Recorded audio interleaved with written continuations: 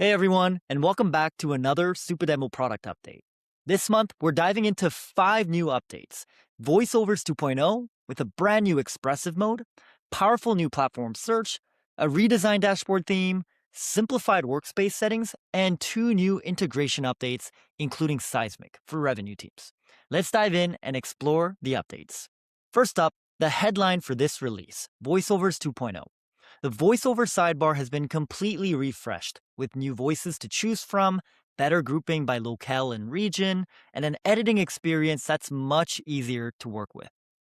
There's also a quick link straight to the pronunciation dictionary we shipped in May, so that if a product name or an acronym isn't landing just right, you can fix it without leaving your flow.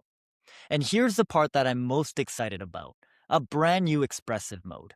You can now add emotions, whispers, and tone directly into your voiceover text, which means your demos start to sound a lot more like a real person rather than text-to-speech.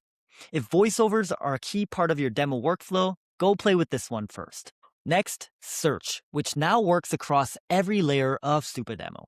Let's start with where you probably spend the most time, in the demo editor. Command K search is now baked right in, so mid-edit, you can pull up search, type what you're looking for, like specific text from a step, or a feature that you want to use, like zoom, voiceover, or background music, and you can jump right into it without breaking your flow.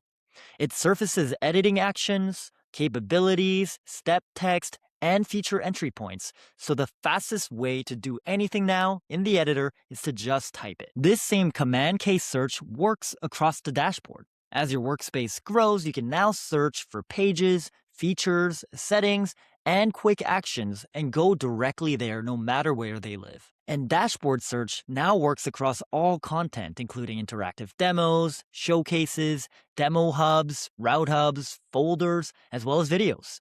And that search works even better because of the third update, a completely redesigned dashboard, reorganized around 3 things teams do most in Supademo: create, share, and measure.